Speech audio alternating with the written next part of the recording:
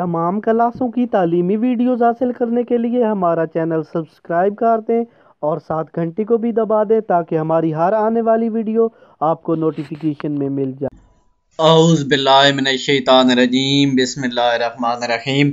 Dear students, बहन भाइयों, अस्सलामु अलैकुम।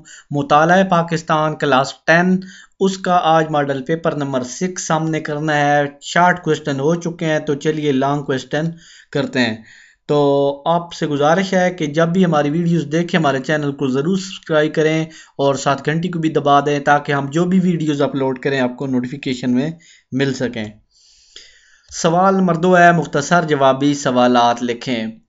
जुल्फ़िकार अली भुट्टो की कोई दो लेबर इस्लाहात मुतारफ़ कराएं।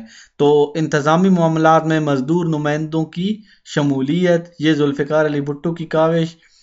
भुट्टो हुकूमत ने लेबर पॉलिसी के तहत हर कारखाने में इंतज़ामी मामलात को चलाने वाली कमेटी में मज़दूरों के नुमाइंदे भी शामिल किए जो कुल तादाद का 20% थे। मज़दूरों को अख्तियार मिल गया कि वो कारखाने के हिसाबात, स्टोरों की जांच पड़ताल अपने नुमाइंदों के ज़रिए कर सकते थे। दूसरा काम क्या हुआ, मज़दूरों के लिए खसूसी बोनस। नई लेबर पॉलिसी के तहत जुल्फ़िकार अली भुट्टो की हुकूमत ने मज़दूरों को हर साल एक तनख्वाह के बराबर बोनस देने का ऐलान किया। पैदावार में इजाफे की सूरत में मज़ीद खसूसी बोनस देने का भी ऐलान किया। नेक्स्ट सवाल है, नेशनलाइजेशन के सनत पर कोई दो असरात लिखने हैं। यानी नेशनलाइजेशन जो है कौमी तरीक़ाकार, उसमें जो सनत है उस पर दो असरात, जिसका जवाब है सनती पैदावार में इजाफा। सनतों के कौमी तहवील में आने से सनती पैदावार में इजाफा हुआ। भुट्टो हुकूमत ने सनतों को फ़रोग़ देने के लिए मशीनरी और सनती खाम माल की दरामद की हौसला अफजाई की है। इससे मुल्क तरक्की की राह पर गामज़ान हुआ। पाकिस्तान का तवाज़ुन तजारत बेहतर हुआ है। सवाल नंबर 2 आ गया है कि बरामदात में इजाफा। ज़राई इस्लाहात से ज़राई पैदावार बेहतर हुई जिससे मुल्की और गैर मुल्की तजारत में इजाफा हुआ होगा। मुल्की और गैर मुल्की तजारत सरगर्मियों में भी इजाफा हुआ। बरामदात में इजाफा हो हत्ता के सब्जियां और प्याज भी बरामद होने लगे। निजकारी के कोई दो मनफी असरात। निजकारी, अफरात ज़र में इजाफा। अफरात ज़र होने से तनख्वाहदार तबका मुतासर हुआ। रुपए की कदर कम होने से बरामदात में तो इजाफा हुआ लेकिन महंगाई में भी इजाफा हुआ। सामान तय्युश की दरामद बढ़ी। मशीनरी के दरामदी अखराजात में इजाफा हुआ जिससे तवाज़ुन अदायगी मुतासर हुआ। यानी बाहर से महंगी चीज़ें मंगवाई जाती थी तो ज़र मुबादला कम पड़ गया जिस वजह से निजकारी का मसला पैदा हुआ। मुल्क की खजाने पर बोझ पड़ने से ज़र मुबादला के महफूज ज़खायर कम होने लगे। 1973 में तेल की कीमतें ज़्यादा होने से पाकिस्तान का तवाज़ुन तजारत खसारे में चला गया। नेक्स्ट सवाल, सदर गुलाम इसहाक जो है उन्होंने किन इल्ज़ामात के तहत बेनज़ीर भुट्टो हुकूमत को बरतरफ किया। 6 अगस्त 1990 को सदर गुलाम इसहाक खान ने आइन की दफ़ा 58(2)B को इस्तेमाल करते हुए बेनज़ीर भुट्टो की हुकूमत पर करप्शन वगैरह के इल्ज़ामात का जो है गिरान की कि इन्होंने करप्शन किया। हुकूमत को बर्खास्त करके कौमी असम्बली तोड़ी। इनका पहला दौर हुकूमत करीबन 1 साल और 8 माह रहा। यूनियन कौंसिल के 2 फ़राइज़। आगे सवाल है जी, यूनियन कौंसिल के 2 फ़राइज़।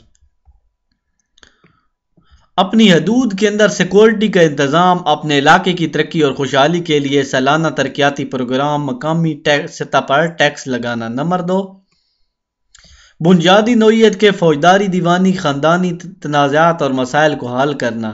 इसके बाद सवाल नंबर 6, सार्क ममालिक में शामिल कोई से 4 अरकान के नाम लिखें। Number 1 Pakistan, number 2 Bharat, number 3 Sri Lanka, number 4 पे नेपाल। उसके बाद वर्ल्ड ट्रेड सेंटर का वाक़या कब और कहाँ पेश आया। वर्ल्ड ट्रेड सेंटर का वाक़या 11 सितंबर 2001 को अमेरिका में रुनमा हुआ था। इसके बाद डेविड लाइन से क्या मुराद है। पाकिस्तान और अफगानिस्तान के साथ मुलहका सरहद को डेविड लाइन कहते हैं। भूटान का तारुफ सिर्फ 3 लाइनों में बयान करें। भूटान एक پہاڑی ملک ہے۔ اس کے دارالحکومت کا نام تھمفو ہے جو کہ دریائے تھمفو کے کنارے آباد ہے۔ یہاں کے عوام کا تعلق منگول قبائل سے ہے۔ بھوٹان میں جنگلات زیادہ ہیں، لوگ لکڑی کاٹ کر روزی کماتے ہیں، زیادہ تر آبادی وادیوں میں رہتی ہے۔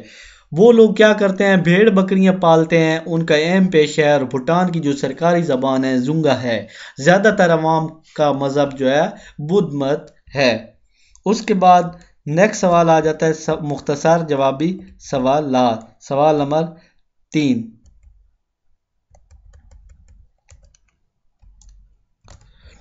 پاکستان کھیلوں کا سامان کن ممالک کو برآمد کرتا ہے؟ کھیلوں کے سامان کی تیاری کے لیے پاکستان کے شہر سیالکوٹ اور لاہور بہت مشہور ہیں۔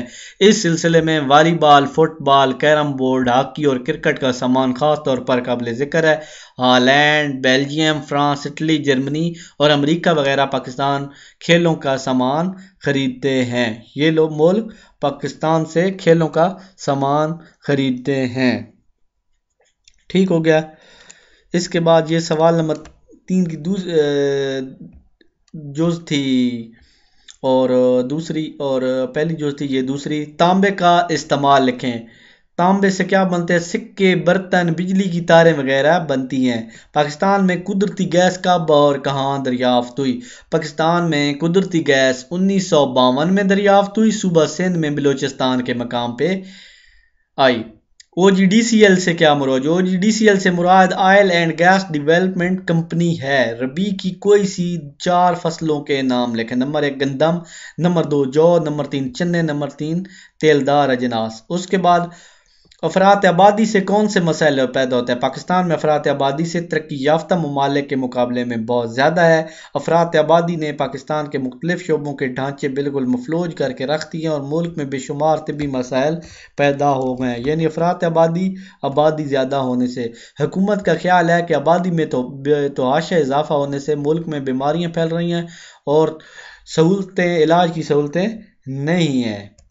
اس کے بعد پاکستان کے اہم کھیل کون کون سے ہیں؟ کوئی سے 4 بتانے ہیں۔ ہاکی، کرکٹ، سکیش کی ٹیمیں پاکستان کی دنیا بھر میں مشہور ہیں۔ ان کھیلوں کے ٹورنامنٹ ضلعی، ڈویژنل، صوبائی اور ملکی اور بین الاقوامی سطح پر بھی ہوتے ہیں۔ گلگت اور شمالی علاقوں میں پولو کا کھیل بہت مقبول ہے۔ اس کے بعد پنجابی زبان کے 2 اہم قصوں کے نام لکھیں۔ سید وارث شاہ کا قصہ ہیر رانجھا، ہاشم شاہ کا قصہ سسی پنو۔ اردو زبان کے 2 مشہور شعراء کے نام لکھیں۔ داغ دہلوی، مرزا غالب۔ اس کے بعد آئین 1973 کے اہم پہلو بیان کریں۔ پاکستان میں غیر مسلموں کے اقلیتوں کے کردار کی وضاحت کریں۔ اس کے بعد نوٹ تحریر کیجیے۔ پاکستان کی خارجہ پالیسی کے مقاصد، کوئی سے 2 مقصد لکھیں۔ پاکستان میں غربت کے خاتمے کے لیے کوئی سے 4 اقدامات تجویز کریں۔ تو اسی ویڈیو کے ساتھ میں اجازت چاہتا ہوں۔ اللہ حافظ۔ امید ہے میری ویڈیو آپ کو پسند آئے گی، تو آپ چینل کو ضرور سبسکرائب کریں اور ساتھ گھنٹی بھی دبا دیں تاکہ ہم جو بھی ویڈیوز اپلوڈ کریں آپ کو نوٹیفیکیشن میں ملیں۔